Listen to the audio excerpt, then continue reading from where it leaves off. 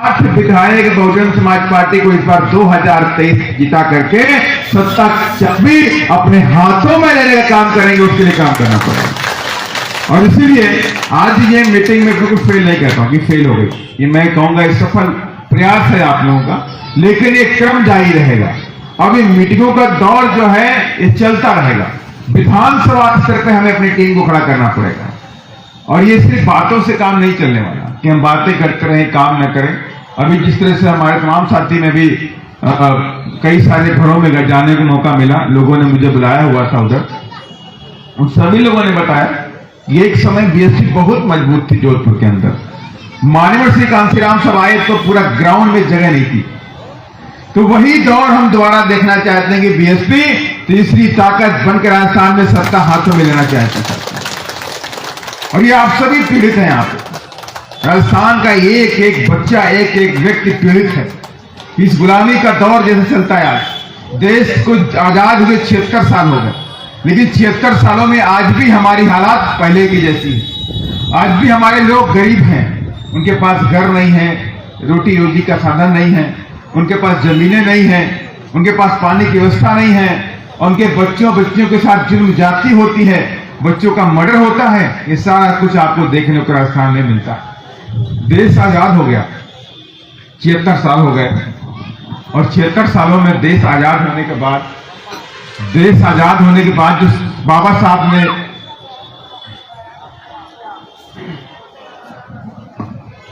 बाबा साहब ने जो कुछ भी दिया, आज जो हमें कुर्सी नसीब हुई, आप सभी लोगों ने मान सम्मान के साथ साफा पहनाया। ये कुर्सी, ये साफा, ये माला, ये पगड़ी, ये कब हमको नसीब हुई? जब बाबा साहब का संविधान बन करके आया, जब बाबा साहब ने संविधान के अंदर हमें तमाम तरह के अधिकार दिए। बाबा साहब ने संविधान के अंदर हमें जीने का अधिकार दिया, सर उठा के जीने का अधिकार दिया, कुर्सी पे बैठने का अधिकार दिया, खाना खाने का अधिकार दिया, पानी पीने का अधिकार दिया, शिक्षा का अधिकार दिया, नौकरी का अधिकार दिया। ये सारे अधिकार जब संविधान के अंदर बने, तभी जाके ये साफा, ये पगड़ी, ये कुर्सी, ये मंच और माला नसीब हुआ। इससे पहले तो हमें कुर्सी नसीब नहीं होती थी, ये जरा भी नसीब नहीं होता था। ये पगड़ी तो छोड़ दीजिए, साफा तो छोड़ दीजिए, ये देनगर है तो बाबा साहब के संविधान की है। और आज सरकारें चाहे केंद्र की हो चाहे कई प्रदेशों की हैं, हमारे बाबा साहब के संविधान को धीरे धीरे खत्म करना चाहती हैं। उनका मकसद यही है कि हम बाबा साहब के संविधान को 2024 तक खत्म कर दें। लेकिन मैं उनको आगाह करना चाहता हूं, बहुजन समाज के लोग अपनी कुर्बानी दे करके बाबा साहब के संविधान को बचाने का काम करके रहेंगे। अगर हमें कुर्बानी देनी पड़ी तो कुर्बानी देंगे, लेकिन बाबा साहब के संविधान पर आंच नहीं आने देंगे। और यही लड़ाई तो बहुजन समाज पार्टी आज तक लड़ती चली जा रही है, और आज तक दुश्मन हमारे संविधान का बाल बांका नहीं कर पाया। और इससे पहले भी इन लोगों ने हमारे संविधान पर हमला करने की कोशिश की। अमरोहा की एक रैली में स्वर्गीय अटल बिहारी वाजपेयी ने कहा था कि हम संविधान की समीक्षा करेंगे, हम जल्द संविधान की समीक्षा करेंगे और संविधान को बदलने का काम करेंगे। तो मान्यवर श्री कांशीराम साहब ने कहा था कि संविधान के सम्मान में बीएसपी मैदान में। हमारी हिम्मत नहीं हमारे संविधान को बदल देना। और फिर आज संविधान हमारा खतरे में है, और आज जब संविधान खतरे में है तो मान्या बहन ने फिर ललकार दिया है। और अभी हैदराबाद की रैली में बहन जी ने बोला, लाखों की संख्या हैदराबाद में थी, कई लाख लोग हैदराबाद में मान्या बहन जी को देखने के लिए इकट्ठा हुए थे। रात का वक्त था, 9 बज गया था, और 9 बजे भी रात में 2.5 से 3 लाख लोग वहां बहन जी को देखने के लिए खड़े थे। और बहन जी ने कहा कि जो लोग तुम्हारे संविधान को बदलना चाहते हैं, उन लोगों को इस बार इस लायक नहीं छोड़ना है कि हमारे संविधान के बुरी नजर दिखा सके साथियों। और इसलिए मैं आप सभी लोगों से कहना चाहता हूं, यहां प्रदेश के अंदर लंबे अरसे तक 76 सालों में अगर आप इतिहास देख लें तो कहीं कांग्रेस रही, कहीं बीजेपी रही, कहीं कांग्रेस कहीं बीजेपी, कहीं कांग्रेस कहीं बीजेपी। इसके अलावा कभी भी बहुजन समाज के लोग सत्ता को नसीब नहीं कर पाए, सत्ता में नहीं पहुंच पाए। और जब जब हमने प्रयास सत्ता तक पहुंचने किया तो हमें रोकने का प्रयास किया गया। 2008 में हमारे 8 विधायक जीत के आए, तो 2008 में भी मुख्यमंत्री ने हमारे विधायकों को तोड़ दिया, बीएसपी के मूवमेंट को रोकने का प्रयास किया। और वही नहीं, जब 2018 में फिर हमारे 6 विधायक बनकर के आए, तब भी मुख्यमंत्री ने हमारी पीठ पे छुरा घोंप दिया और हमारे विधायकों को तोड़ने का काम किया। तो इसलिए बीएसपी ने स्मार्ट ठान लिया है कि 2023 में हम सूल समेत तुमसे बदला लेने का काम बीएसपी करेंगे साहब, और आपको कभी मुख्यमंत्री बनने नहीं देगी। और इन्होंने 5 साल कोई काम नहीं किया, और मुख्यमंत्री की बात करें 5 साल कोई काम नहीं किया। 5 साल में एक काम किया, एक इनका नेता इनकी कुर्सी खींचने में लगा रहा और मुख्यमंत्री अपनी कुर्सी बचाने में लगा, इसके अलावा कोई काम नहीं किया। अगर काम किया होता और शासन प्रशासन किया होता तो पूरे प्रदेश के अंदर जुल्म जाति का दौर चला। इसका 5 साल के अंदर जुल्म जाति का दौर चला। शुरुआत देखिए थाना गाजी से हुई थी। थाना गाजी से जब एक दलित बच्ची का बलात्कार किया गया, उसके पति के सामने किया गया, कई लोगों ने बलात्कार किया, बंधक बना के बलात्कार किया। सरकार कांग्रेस की थी, सरकार कांग्रेस की थी, उसको दबाने का प्रयास किया गया, लेकिन बहुजन समाज पार्टी के कार्यकर्ताओं ने तुरंत हमें लोग बताने का काम किया। बहुजन समाज पार्टी की पूरी टीम, हमारे सारे विधायक उस वक्त हमारे साथ में थे, सारे के सारे लोग थाना गाजी पहुंच गए साथ, और उस परिवार को न्याय दिला करके रहे, और उस बच्ची को सरकारी नौकरी मिली, पुलिस में नौकरी दिलाते रहे, और उन अपराधियों को जेल की हवा में कराने का भी काम किया। और यही नहीं, पूरे प्रदेश के अंदर उसके बाद से अत्याचार और जुल्म जाति का दौर चला। फिर कितने सारे मर्डर हुए आप सबको पता है, चाहे विनोद मेघवाल हो, चाहे शंकर मेघवाल हो, चाहे वो जितेंद्र मेघवाल हो, मूछ रखने पे मार दिया गया, चाहे इंद्र कुमार मेघवाल हो, पानी के मटके छूने से बच्चे को मार दिया गया। एक नहीं, तमाम केस हैं। चाहे आप कार्तिक भील को देख लीजिए, कार्तिक भील को मार डाला गया, पूजा भील का बलात्कार करके उसके टुकड़े टुकड़े करके बोरे में फेंक दिया गया। किया गया कि नहीं किया गया? इसी प्रदेश के अंदर हुआ, इसी प्रदेश के अंदर आज कल की घटना है, अभी कल की घटना है, झुंझुनू की खेतड़ी की महिपाल मेघवाल को पीट के मार डाला गया। और आज ही घटना है, आज ही घटना घटी है कि वहां पर अजमेर के अंदर अभी आज ही खबर आई है, रोहित रैगर जिसको 10 मई को पीटा गया, और 10 मई को पीटा गया, पेट्रोल टंकी से निकाल के उसको ऊपर पेट्रोल डाल के उसको आग लगा दी गई, जिंदा आग लगा दी गई, पुलिस के सामने आग लगा दी गई। पुलिस वहीं पे आसपास में चौकी भी थी। बच्चा 15 दिन तक अस्पताल में भर्ती रहा, मौत से डरता रहा, लेकिन मौत की जंग वो हार गया। कल उसने दम तोड़ दिया। माने कि ये सरकार निकम्मी है, ये हमारी सुरक्षा नहीं कर पा रही है, और जो सरकार निकम्मी है वो सरकार बदलनी है इस बार। और इसलिए हम सब ने ठान लिया है कि इस बार हम अपनी सरकार बनाएंगे, बीएसपी की सरकार बनाएंगे। और ये बीएसपी जब सरकार बनाने की ठानती है तो बीएसपी को रोकने वाले भी लोग आ जाते हैं। बीएसपी जब अंगड़ाई लेती है तब तक बीएसपी को रोकने के लोग आगे आते हैं। और इस बार पूरे प्रदेश के अंदर माहौल बना, पूरे प्रदेश के अंदर लोगों ने बात करनी शुरू की, अगर जुल्म और जाति का कोई अंत कर सकता है तो हमारी आदरणीय बहन कुमारी मायावती जी कर सकती हैं, और बहुजन समाज पार्टी कर सकती है। तो ये बात चर्चा का विषय बना, पूरे प्रदेश के अंदर ये चर्चा होने लगी, तो बीएसपी को कमजोर करने के लिए कुछ लोगों ने अपना नीला झंडा हाथी निशान निकाल दिया। नीला अवस्था झंडा माने कि हम चाहते हैं कि आप नीला झंडा हाथी निशान देखिए, लेकिन वो लोग क्या करते हैं, वो आपको गुमराह करने के लिए नीला झंडा लेकर के आएंगे, गले में नीले झंडे की पट्टी बांधेंगे, लेकिन चुनाव चिन्ह हाथी नहीं होगा। ये हाथी ही हमारा मान सम्मान है कि नहीं है? ये हाथी ही हमारा मान सम्मान और हमारी ताकत जो हमारी सुरक्षा करेगा। इसलिए मैं आप सभी लोगों से कहना चाहता हूं, और ऐसी तमाम पार्टियां आएंगी जो नीला झंडा लगाएंगी, जय भीम बोलेंगे, तो सारे जय भीम बोलने वाले लोग हमारे अपने नहीं हो सकते। हो सकते हैं क्या? हो सकता है वो मीडिया में हाईलाइट हो जाए, मिली भगत से सरकार उनको बार बार दिखाए कि वो नीला झंडा वाला आदमी आया, नीला झंडा वाला आदमी आया, लेकिन उससे पूछ लेना कि अगर बाबा साहब के मानने वाले हो तो चुपचाप इस बार बीएसपी को सरकार बनाने दो। अगर बाबा साहब के सच्चे मानने वाले हो तो बीएसपी को मत रोको, क्योंकि तुम्हारी तो यहां पे कोई पूछ नहीं है, तुम तो कुछ नहीं कर सकते, लेकिन तुम बीएसपी को नुकसान कर सकते हो। और बीएसपी का नुकसान का मतलब होता है मेरे बहुजन समाज का नुकसान। फिर पिछले अगले 5 साल फिर इसी प्रदेश के अंदर मेरा बहुजन समाज गुलाम बन जाएगा। इसी प्रदेश के अंदर मेरे बहुजन समाज की बहु बेटियों के साथ में बलात्कार होगा, अत्याचार होगा, जुर्म और ज्यादती होगी। फिर इसी प्रदेश के अंदर तमाम जितेंद्र मेघवाल मार दिए जाएंगे। इसी प्रदेश के अंदर फिर से इंद्र कुमार मेघवाल जैसे बच्चे मार दिए जाएंगे। इसलिए मैं आज सभी लोगों से कहना चाहता हूं, इस बार गलती नहीं करिएगा, किसी के बहकावे में नहीं आइएगा।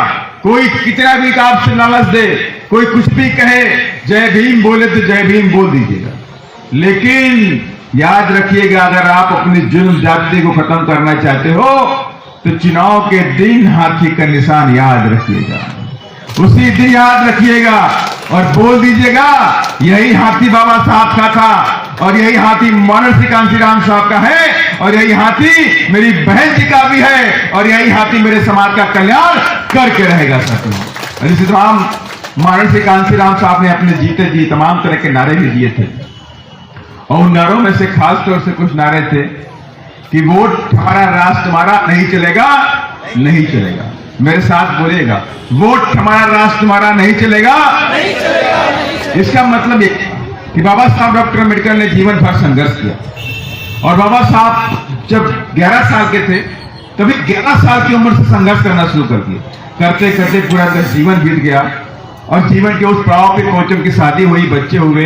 बाबा साहब डॉक्टर अम्बेडकर पूरे देश में पढ़ाई किए, उसके बाद विदेशों में जाके पढ़ाई किया और विदेशों में पढ़ाई करते वक्त उन्होंने ये कभी नहीं सोचा कि मैं पढ़ाई नौकरी के लिए करूंगा, मुझे कलेक्टर बनना है, मुझे अधिकारी बन के राज करना है, कभी नहीं सोचा। बाबा साहब ये सोचते थे कि मैं पढ़ लिख करके मैं अपने समाज का कल्याण करना चाहता हूं। ये जो मेरा समाज है, जो इस देश के अंदर गुलामी की जंजीरों में जकड़ा हुआ, आज भी जकड़ा हुआ है, इस समाज को गुलामी की बेड़ियों को तोड़ करके इस देश का हुक्मरान बनाना है। इसके लिए बाबा साहब पढ़ाई करते रहे, जीवन भर पढ़ाई करते रहे और इसी दौरान बाबा साहब को जीवन पढ़ाई करते वक्त बाबा साहब की शादी हुई। बाबा साहब के 5 बच्चे भी पैदा हो, लेकिन 5 बच्चों में बाबा साहब के 4 बच्चे खत्म हो गए। 4 बच्चे बाबा साहब खत्म हो गए। और कैसे खत्म हो गए? क्योंकि उनको 2 वक्त की रोटी नसीब नहीं हुई। बाबा साहब इतने पढ़े लिखे व्यक्ति थे, बाबा साहब जो भी कमाते थे सब पढ़ाई पे अपनी खर्च करते थे। एक ढीला भी अपने घर को चलाने के लिए माता रमाबाई को नहीं देते थे। बोलते थे, रमाबाई मैं जिस काम के लिए निकला हूं वो काम मेरे लिए जरूरी है, तो मेरे बच्चों का ख्याल रखना, तुम इनका रोटी रोजी पेट भर देना, बाकी मैं एक दिन मैं अपने समाज को इस देश का हुक्मरान बना करके रहूंगा। उस काम पे मैं लग गया हूं। लेकिन उस काम में बाबा साहब के 4 बच्चे खत्म हो गए। बाबा साहब का बेटा रमेश खत्म हो गया, बाबा साहब का बेटा गंगाधर खत्म हो गया, बाबा साहब का बेटा राजरतन खत्म हो गया, बाबा साहब की प्यारी बेटी थी इंदू, बाबा साहब की बेटी भी खत्म हो गई। जब 4 बच्चे खत्म हो गए तो माता रमाबाई ने उनसे पूछा रोते हुए कि बाबा साहब आप कौन सा ऐसा काम करते हो? आपने विदेशों में पढ़ाई करी है, कैलिफोर्निया पढ़ाई की, अमेरिका में पढ़ाई की, इंग्लैंड में पढ़ाई करी, जापान में जाके हुआ है, आप दुनिया भर में जाके पढ़ाई करा रहे हो, लेकिन ऐसा कौन सा काम करते हो जिससे आपके 2 बच्चों की रोटी नसीब भी नहीं होती? तो बाबा साहब के आंखों में आंसू आ गए, बाबा साहब घबरा गए। लेकिन बाबा साहब डरे नहीं। फिर बाबा साहब ने अपने आंखों के आंसू पोंछते हुए बोले कि रमा मैं वो काम कर रहा हूं, मैं मानता हूं कि इस काम में मेरे 4 बच्चे तो खत्म हो गए, लेकिन रमा अभी मेरे करोड़ों बच्चे भी जिंदा, उनकी जानें हमें बचानी है, उनको इस देश का हुक्मरान बनाना है, उन्हें भी इस देश का मान सम्मान दिलाना है। इस काम में मैं निकल चुका हूं और मेरे कदम अब रुकने वाले नहीं हैं। और उसके बाद आप सबको पता है कि बाबा साहब डॉक्टर अम्बेडकर के अथक प्रयासों से, उनके संघर्ष से बाबा साहब को संविधान लिखने का मौका मिला। और संविधान लिखने का जब मौका मिला बाबा साहब को, तो बाबा साहब ने पगड़ी भी दी, साफा भी दी, नौकरी भी दी, शिक्षा भी दी, कपड़े भी दिया, पानी पीने का अधिकार भी दिया और अच्छे घरों में रहने का भी अधिकार बाबा साहब ने संविधान में दे दिया था।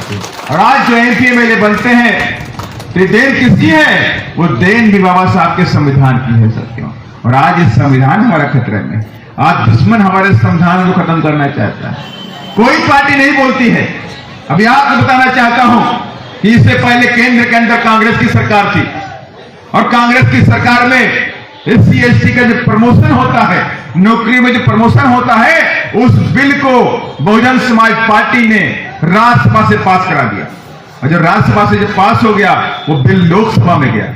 और लोकसभा में क्या होता है, कांग्रेस की सरकार होती है और उस बिल को फाड़ दिया गया कि SC ST के बच्चे पढ़ लिख करके जो नौकरी पा गए हैं उनका प्रमोशन नहीं होना चाहिए, वो बाबू रहे, चपरासी रहे, अधिकारी ना बन सके।